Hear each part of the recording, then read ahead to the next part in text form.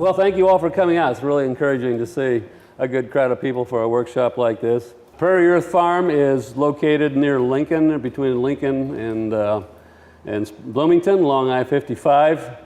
We are a 400-acre, multi-generational organic farm producing corn, soybeans, oats, wheat, hay, vegetable crops, beef, pork, eggs, and honey. Actually, we're not so much in the honey business as we are in the queen bee business. We are developing localized breeding stock for beekeepers. Our bee guy has been working and trying to address some of these problems we've been having with honeybees disappearing. And so there is a tremendous market for live bees. And we're working to address that issue. I think any talk on organic transition or organic systems begins with the idea of diversity, because that is essentially the foundation of everything else that you're going to encounter during the transition and the maintenance of an organic farm. The old timers used to say diversity is the antidote to adversity. My grandfather would say, well, you know, the hail can come along and wipe out the corn, but it won't kill the cows.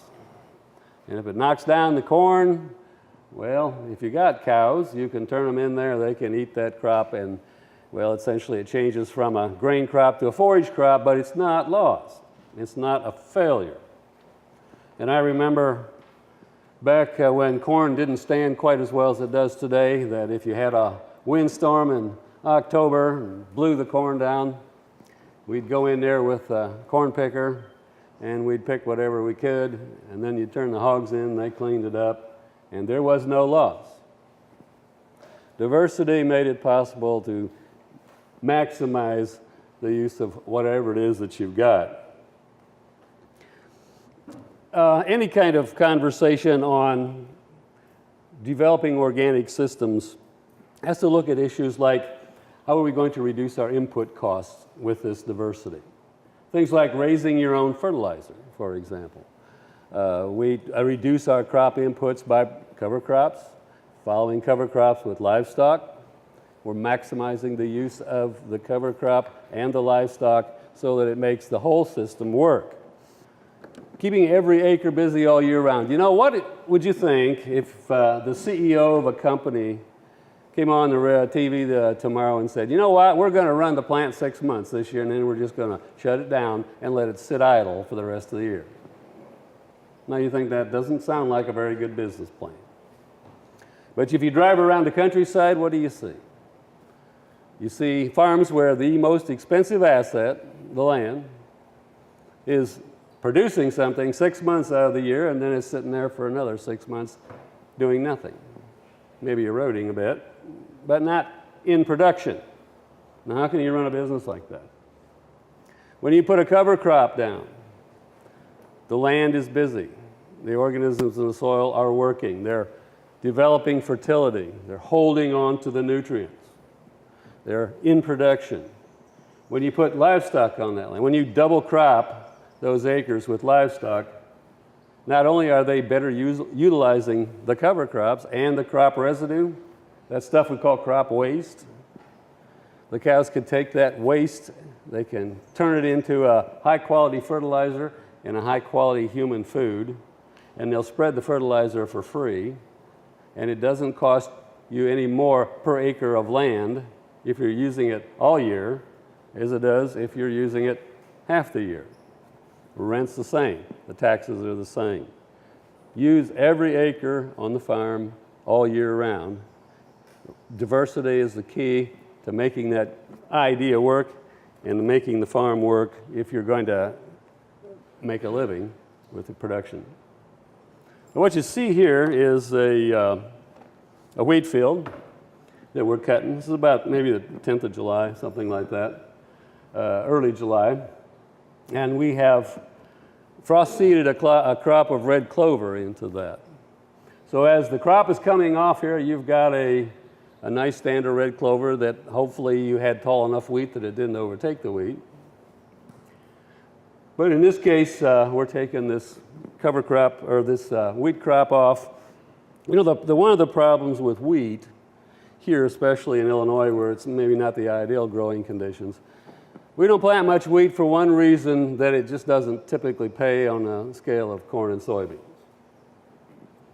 But I want that small grain in my rotation for agronomic reasons as well as economic reasons. So I got to figure out, how am I going to make that wheat crop pay as much as a corn and bean crop would pay? Well, I'm going to use it to do more than one thing.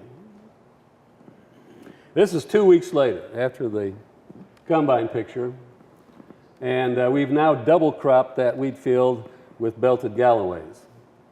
Some people use beans, we use belted Galloways. You got a nice stand of clover. You've got a bunch of grass-finished cattle. And of course, if you're grass finishing in Illinois, you know that usually about the middle of July through August, the pasture is going to dry up. It's going to be under drought stress. It's going to be really hard to keep that 1.7 pounds per day or greater rate of gain that you need to marble the meat if you're going to have grass-finished cattle. Well, if you happen to have a crop of small grains that you frost seeded a legume into, then you have a brand new pasture at just the right time. So we're going to pull the cows off that pasture, and we're going to put them on this row crop field, and we're going to have good grazing on here if your stocking rate is reasonable. We're able to put about 3 pounds per day on a belted Galloway in this red clover. And that's going to serve them pretty much until we're early to mid-September at the earliest, hopefully until the corn crop is about ready to be harvested. If we have to, we may switch back and forth between the pasture. It depends on how much rain we get. But the point is, we are now going to be able to keep those cows gaining much better than we would if we were just using the permanent pasture. In some years, we would actually have to be feeding in August if we hadn't had this alternative pasture. We can switch back and forth, we can keep those cows gaining, and we're not using any more land. We're not going out and renting more acres. We're using the land that we've got. We also want to maximize our corn value in terms of grazing, and so what we're doing here, we're flying on a cover crop about the time when you see half of the corn leaves are brown. If you go too soon, you may not have enough light there to get them up and going. We use, and this is a couple years old, so I'm not sure about one of those prices that are current. This case, 56 pounds of rye, 20 pounds of oats, 3 pounds of tillage radishes. We're going to try to at least get a minimum gain of 1.7 pounds per day on the stalk and cover crop combinations. We're going to have grazing there for between 60 and 90 days. Again, depends on your stocking densities. It costs us $48 to fly that cover crop on. And if you look at that solely in terms of the beef, how much you made off of the beef, you're adding somewhere between $200 and $300 of gross income and about $150 to $250 of net income just on the beef. All right? The nitrogen that you're going to get from that, the nutrients you're going to hold, the soil erosion that you're not going to have, is all free. In that scenario, yeah. Is your rye still alive in the spring? Is your rye still alive in the spring? Yes. Rye is going to overwinter like winter wheat. Oats will not, of course. Oats is there to give you a boost early on in your grazing. And the tillage radishes are both good feed. Cows will typically eat them. But what you're really addressing with that is soil compaction, punching that nice big hole in the ground. It will disappear over winter right away. You'll have a hole about 2 inches deep and hopefully a foot long, punched in the ground. That'll fill up with water, freezing and thawing, and you've got some good compaction reduction without messing up your mycorrhizal fungi network, which is kind of one of the issues with tillage, deep tillage to break up compaction, is the destruction of the soil network. So yeah, that is just one example. We vary that. I'd like to get more diversity than that in my cover crop, and we're looking at ways of continually diversifying and figuring out exactly what that diversity does. In fact, we're in the third year of a University of Illinois research project that's looking at exactly that. We've got 18 different species of cover crops. We're looking at exactly what each one of those does in the soil in terms of the soil biology, weed suppression, compaction reduction, all of the issues, and trying to figure out exactly what we need, what combination we need to look for to accomplish the goals that we see we need to accomplish. One of the professors is also a microbial ecologist from the University of Illinois, and he is looking into the soil biology part of what cover crops and the use of cover crops and not having cover crops, how that affects our soil biology. Here's what we hope to see at harvest time. We hope to see that corn ready to pick and a nice green carpet ready to graze. So regardless of how you farm, no matter what system you've got, you have to provide ecosystem services to make a crop. And by that we mean fertility, weed suppression, or at least some measure of control, disease, insect suppression. All of these things are necessary in any farming system that you can think of. Now, if we're using conventional systems, we're doing that basically with chemicals. We're using chemical fertilizers. We're spraying chemicals for weed control, insect control, disease control, whatever. Most guys are spraying fungicides on their corn right now. Wherever problem that you've got, you're addressing that chemically. If you're not going to address that with those things, then the question is, how do I do that? How am I going to provide those ecosystem services without using chemicals? And that becomes really the focus then of how we're going to design our system to work. What do we need to use? The tools we've got, essentially, diversity, and I mean by diversity different plants as well as plants and animals, not a monoculture of anything, be it plants or animals. We're going to extend those crop rotations as particularly necessary if you're going to address a lot of the disease problems in the field, as well as a lot of the weed issues. Cover crops do all kinds of things. Livestock inputs are incredibly important. I'm pretty convinced personally that ultimately no sustainable system will function without livestock. Nature doesn't do that anyway. And we try really hard to get around it because farming has become animals or plants, but not both. Just not sure that that's going to work in the long term. Cover crops do lots of things. Increasing soil tilth and porosity. They will sequester nutrients. You're going to hold them up. Add nutrients. If you have a legume in the ground, you're manufacturing nitrogen. Obviously erosion, keeping that ground covered. Increasing the organic matter. Reducing weed, pest suppression, soil-borne diseases. Cereal rye, according to Western Illinois University, can reduce soybean cess nematodes by 90%. There's lots of effective ways that we can do these things without the use of chemicals. Compaction, the tillage radish is a wonderful compaction tool, but all these crops are putting down roots. And as they put down roots, they're making holes through the ground, through that compacted layer, and getting rid of that compaction for you. It is kind of a mystery, you know, see, nutrient loss is a huge issue right now.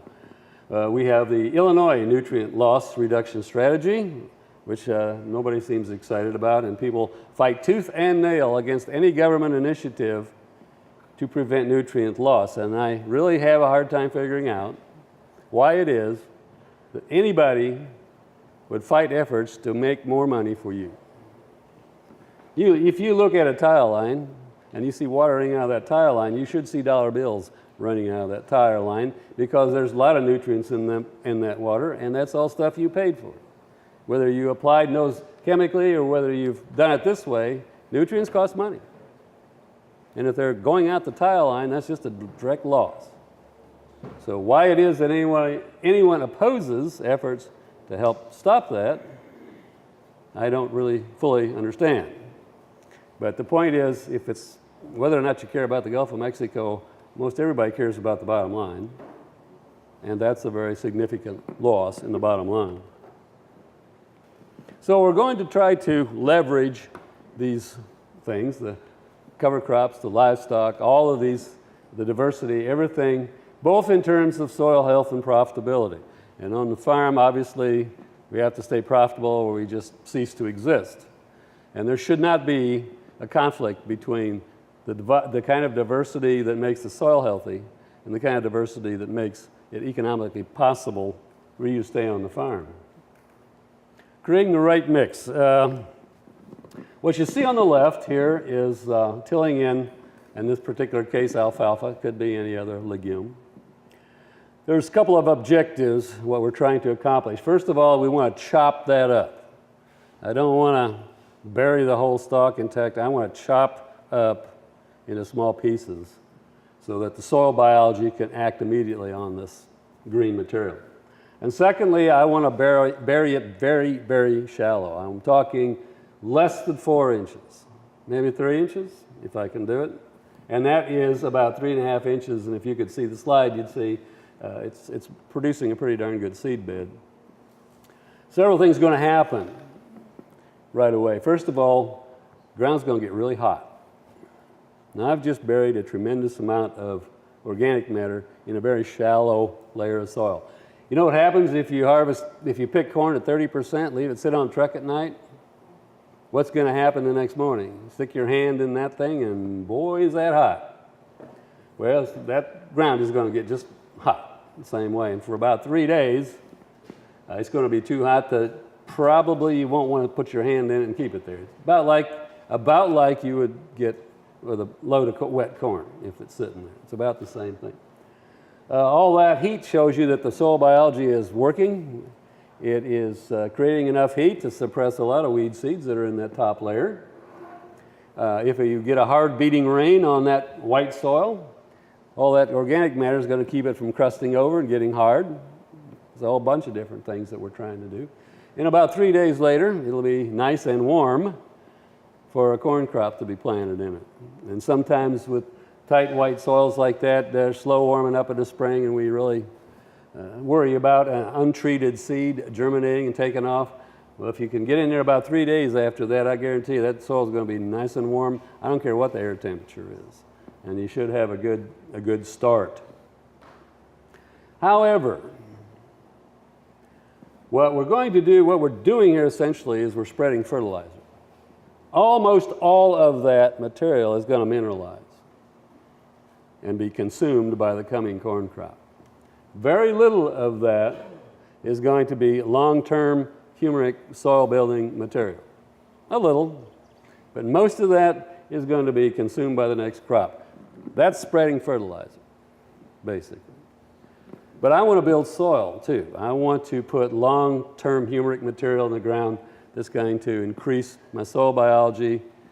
Rather than just feeding the crop, I want to feed the soil so we can do an even better job of feeding the crop next year. To do that, I'm going to have some composted livestock manure or some form of carboniferous material.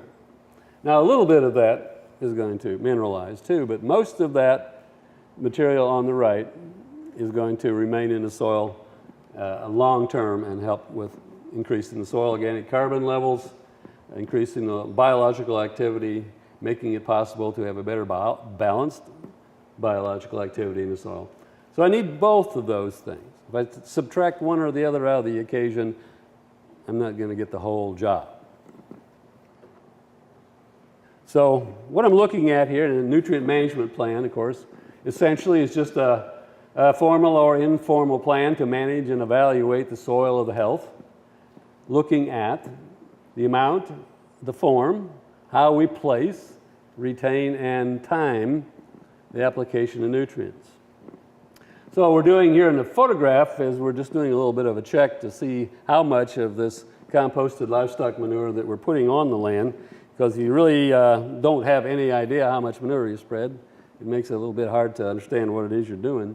So we drove over a 10-foot by 10-foot tarp, and we'll pick up the material on that tarp and weigh it. Do a simple calculation here. I believe in this case a bucket of material weighed 25 pounds. We want to convert that to tons. So we're going to take the 25 times 22 over 100 and come up with about 5.5 tons per acre of applied material. If my goal in terms of building soil is to have at least 1 to 1.5 tons per acre per year. Now I can't drive my tractor fast enough with the spreader I got to both stay in the cab and apply it at a rate of 1 ton or 1.5 tons per acre. So I'm satisfied to put it on at 5.5 and then hit that field maybe every third year or so. Because I'm applying material, right, it's going to be stable material in the soil. And so I can get away with doing that. Pretty simple way to calculate.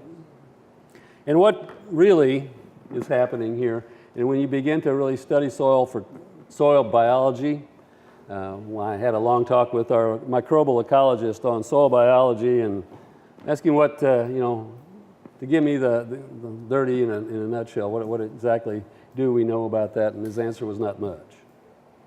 That really what we know about the 2 inches below our feet is considerably less than what we know about what's going on in some faraway galaxy out there. And it's I think time we need to pay a little bit more attention to what's going on right at home.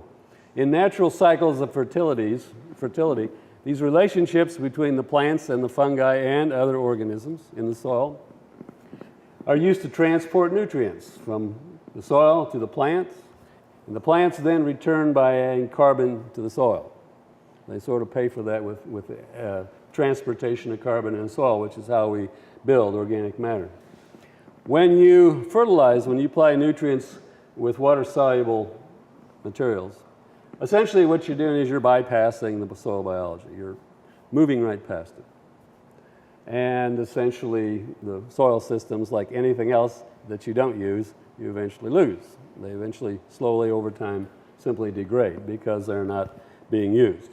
And once they degrade and become unbalanced, then they degrade even farther. So a great deal of this process of getting our soils so that it will feed the crop, which is essentially the organic system, begins with and depends on, and then I suppose ends with, how well we do rebalancing and improving the health of our soils.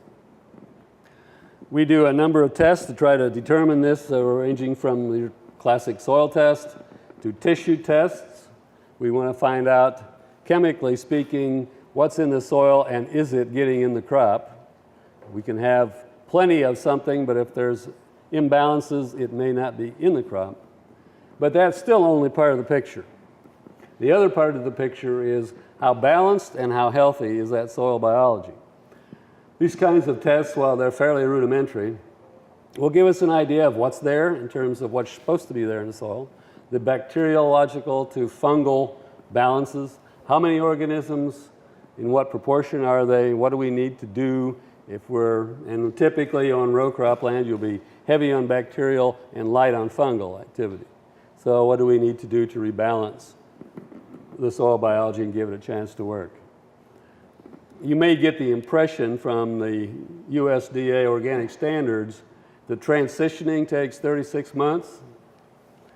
They did not consult nature when they made that choice.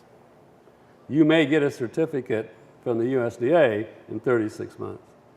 You may not get one from Mother Nature, and that's the one that counts. We've got fields that have had no applications of nutrients or pesticides or anything else that were not grown on the farm for 16 years.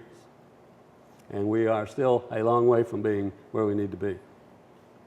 Transition, it can be a pretty elusive thing.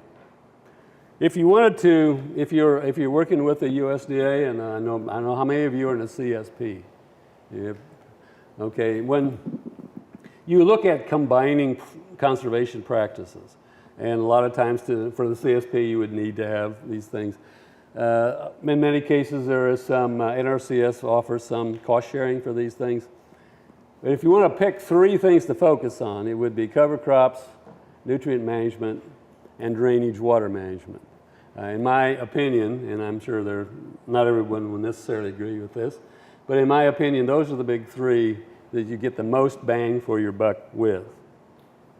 We talked about the cover crops and nutrient management, but drainage water management, we have a tendency to think about drainage as getting rid of water, and sometimes we need to get rid of water. We need to get the fields dried out so we can plant a crop in the spring.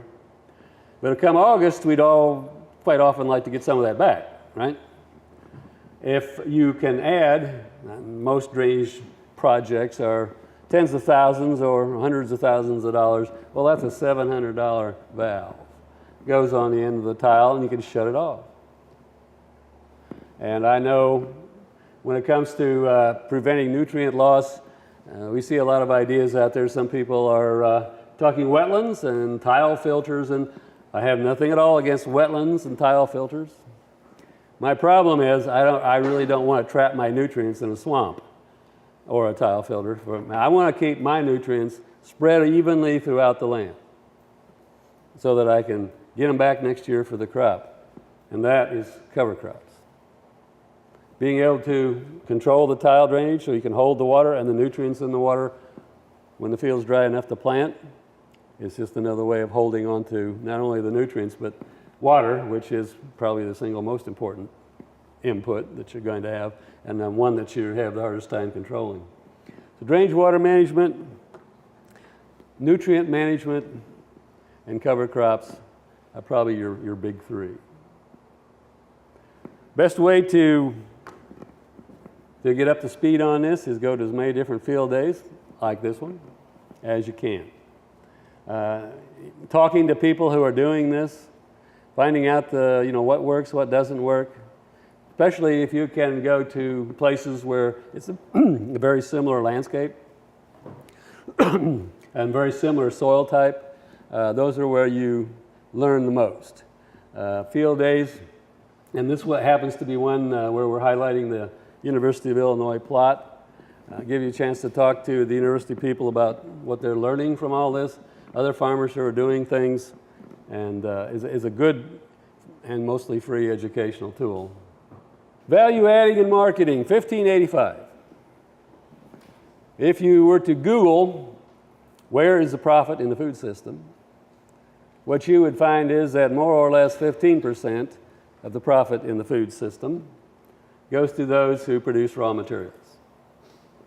85% of the profit in the food system goes to those who value add and market those raw materials. Now, you're a farmer, you are in control of the raw materials that you produce. So you have options, right? And basically, when it comes to value adding and marketing, the closer you can get to the consumer, the more profitable it becomes. So I got some choices here. I got a grain bin there in the background, and I got a little bin here in the foreground, and I can choose what I'm going to do with that bin full of corn. I can put it on a truck and take what the market offers me, or I can put it in a pig or some other livestock that I can market directly. We'll look at some of the numbers a little later on. The bin in the background, by the way, holds 7,500 bushels. One of the advantages of using livestock, and in this case, that feeder is going to be for these pigs, and the job that these pigs have is to make compost. So when we had to feed our cows in the winter, we fed them in this particular area, and when they went back on pasture in May, we put the pigs in here. The pigs turned all that up, made some wonderful compost. We actually had it tested. And they did it free of charge.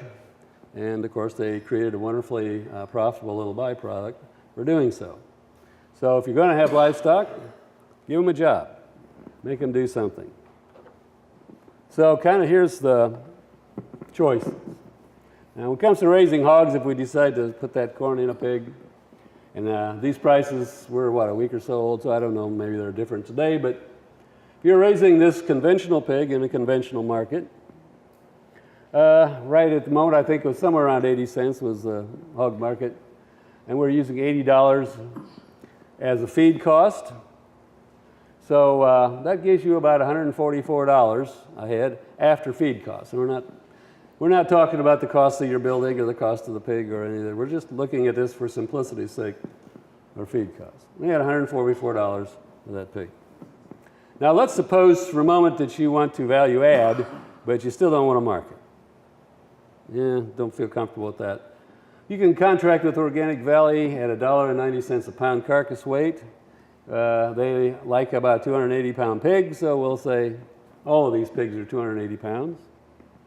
Now, I can get more for that pig. My feed costs are going to go up substantially, but I'm still ahead. I've still moved from 144 to 213. So I have value added. But I haven't taken the most advantage of what I can do. When it comes to selling that pig direct, that's a lot more work. You got to find the customers, you got to do all the legwork, but you're well paid for your work. So now, and this is our current price, and my son here, my youngest, he does the pig project this year, so he has all the expertise. Current price this year is $2.95 a pound carcass weight. We're still cheap by comparison to those around us. Feed costs, still the same. Now I'm up to $427 of net return on that pig. So same pig, perhaps, but $144 versus $427. I added $69 by just value adding and letting somebody else do the marketing. But I had $283 for my time spent on the phone, making calls, doing the paperwork. Yeah, I don't like to do that stuff either, but you know what? That's what you're best paid for. In fact, what are you best paid for? Anything but raising the pig. Now let's look at that bin of soybeans. 7,500 bushel bin, let's say it's full of soybeans.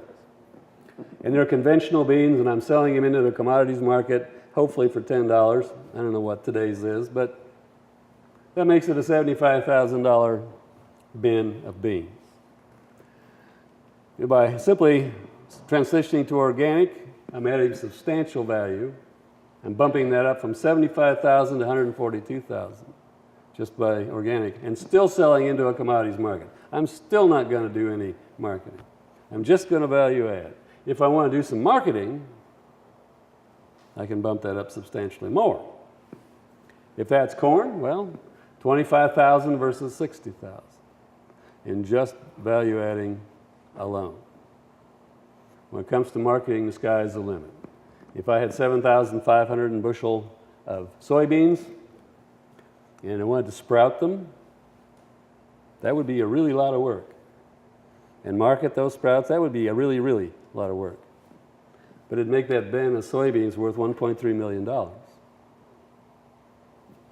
Now, I'll be honest with you, I don't want to do that much work either. I can roast that bin of soybeans and bump them up to $30 a bushel and still sell them into a commodities market.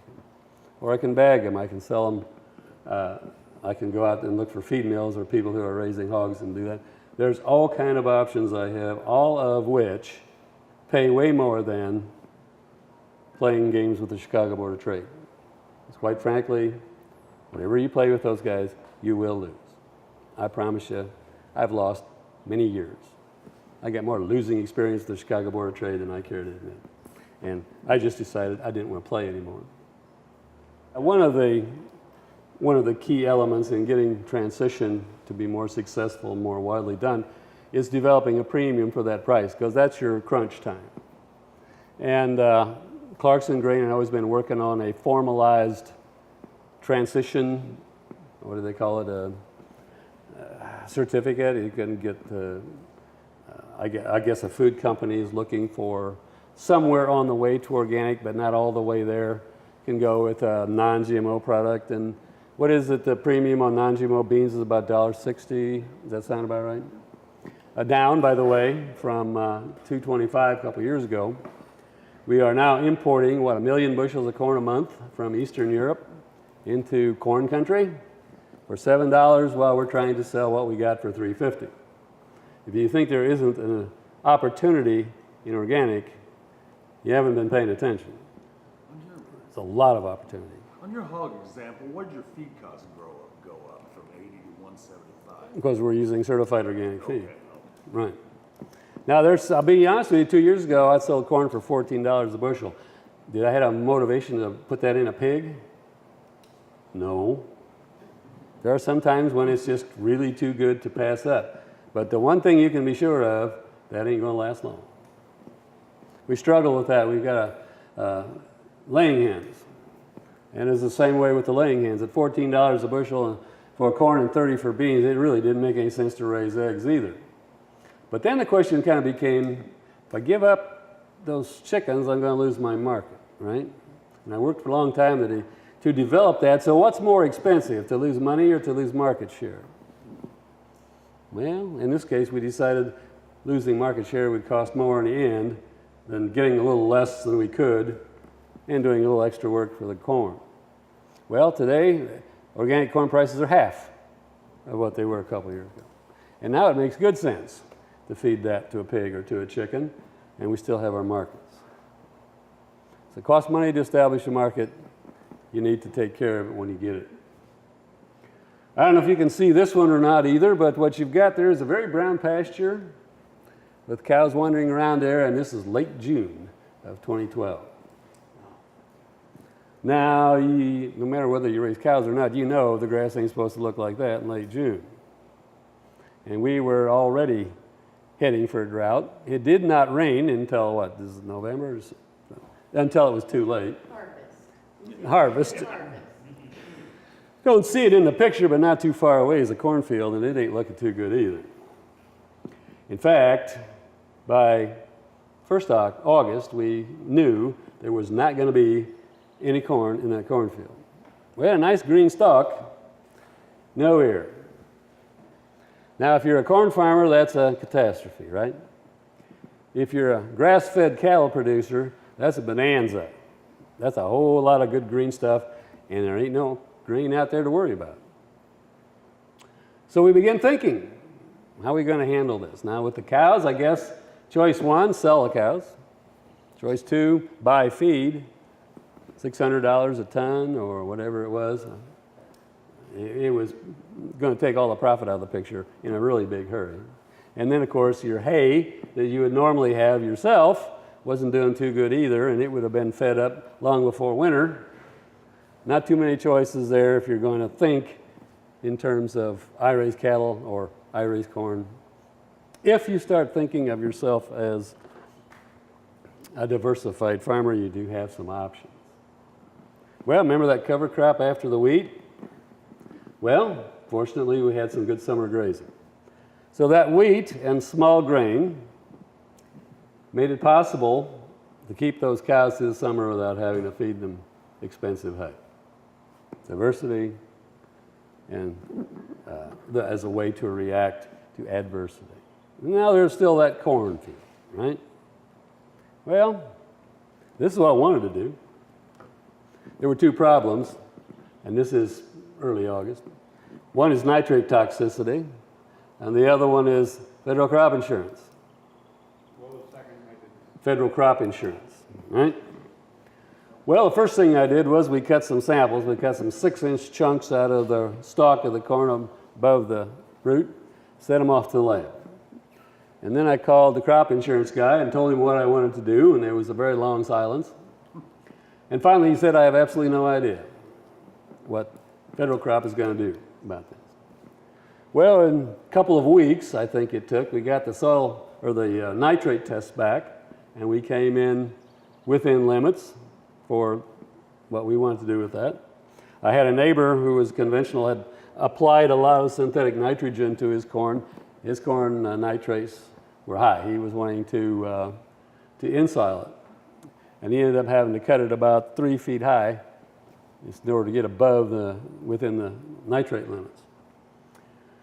And with the nitrate all right, then the next question was the crop insurance. Well, finally they called back and said, you know, having disrupted Washington, D.C. for days, trying to get an answer to this, said, leave 6 rows stand through the field and cut it. So they could verify it, and that's what we did. So we cut and ensiled, just cut it with a mower, ensiled it by wrapping we're round bales and wrapping it, and we had our feed for the winter.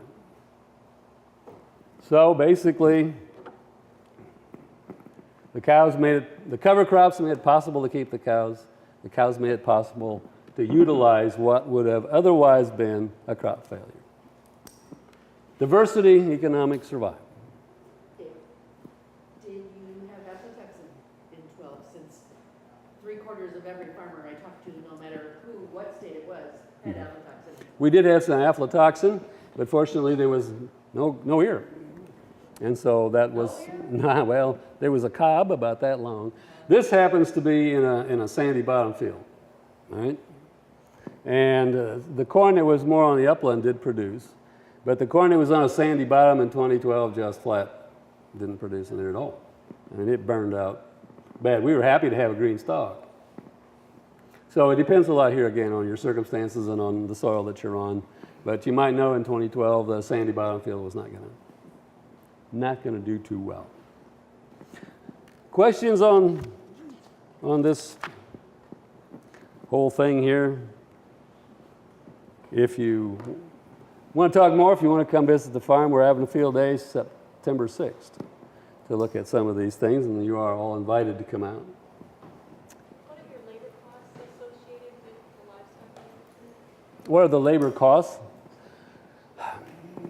On our farm, the vegetable operation, we have 4 interns and usually 3 full-time people, so we have a fairly sizable base of labor resources. You're going to spend more time in the field. You can't just run the sprayer over it and you're done. Livestock's going to take some time. So scale is important. To have more than you can take care of obviously would not be a good idea. But the time that you spend is time that you're well paid for. Will? Have you found rotating the pastures helps in the livestock? Oh my, yes, yeah. Rotational grazing is critical. And remember, when we talk about rotational grazing, we don't just mean your pasture, we mean your row crop fields too. So if you have, for example, some cows on pasture and some cropland, all of a sudden you got double the amount of grazing, because you can either graze, we graze everything but bean stubble. And bean stubble we no-till wheat into, and we generally don't graze that. So we are going to graze our corn acres, which were seeded primarily to the cereal rye, and our wheat acres, which were seeded with a cover crop. Now, it's a crop of red clover, and red clover works well where I'm at. Where you're at, it may be a different legume. That varies kind of with latitude. But we've got a cover crop that's frost seeded in February, and will be finally terminated the coming May. So that's in the ground more than a year. It's going to be grazed off, it's going to regrow. In the spring we won't graze it, we will let it grow full height, till it in, and we're pretty confident that we're getting 160 units of nitrogen plus without any problem in that.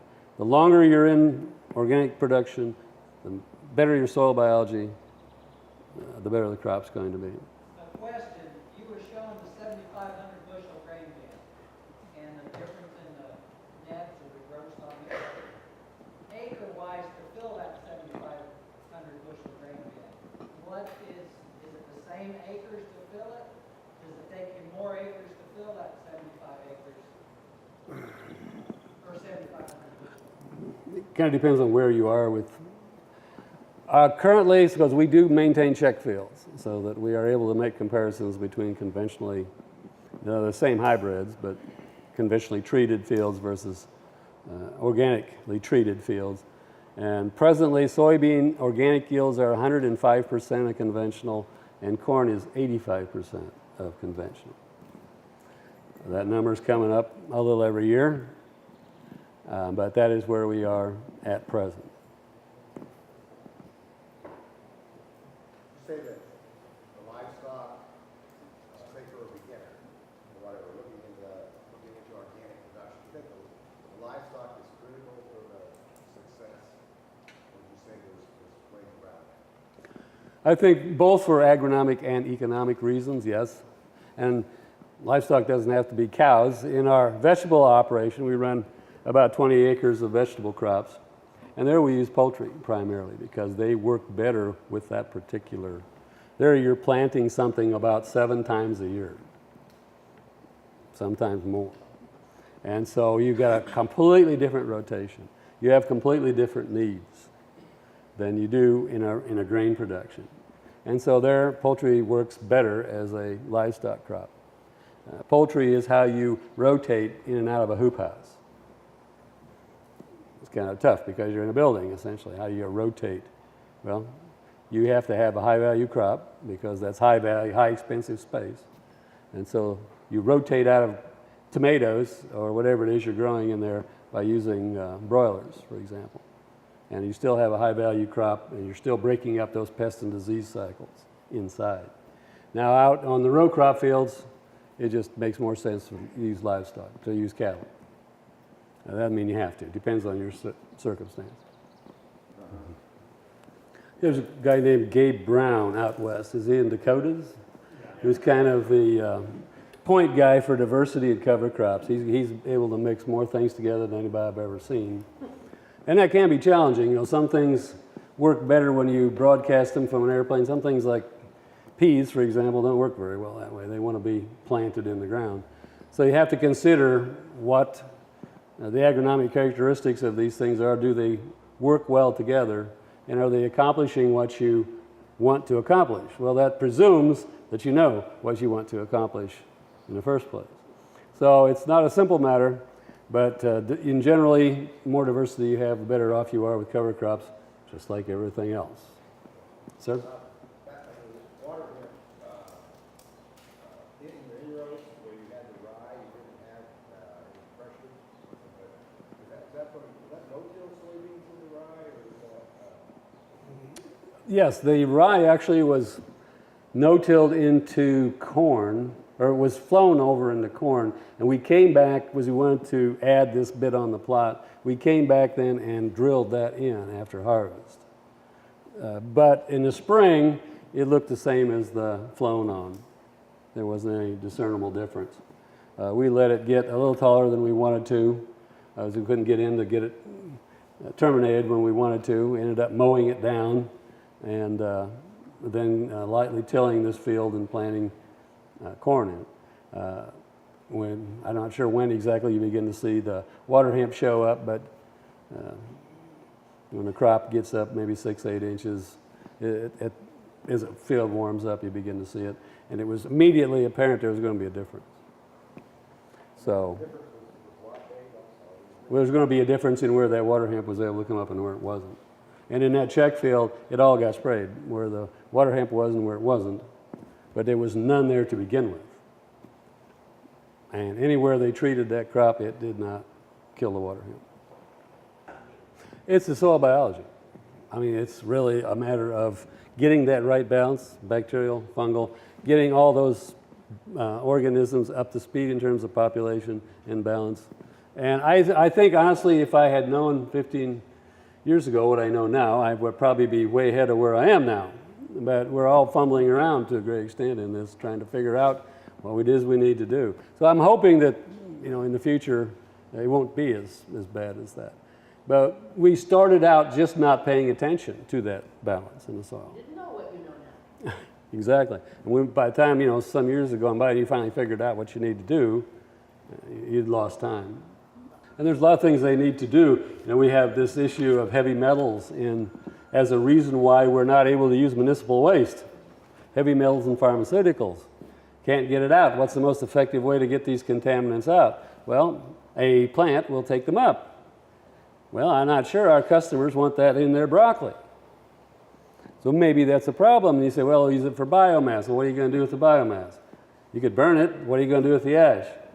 End of the line is you can keep going in circles with this stuff. Somehow or another, you either have to not put it there or you have to get it out. And that's not simple. Okay, nothing else. I just have one more thing to say, and that is I want to thank the Land Connection and all you folks for putting these on. I worked with you guys for a number of years, and it takes people like that to get the word out, to make this local food system work, and particularly this guy right here.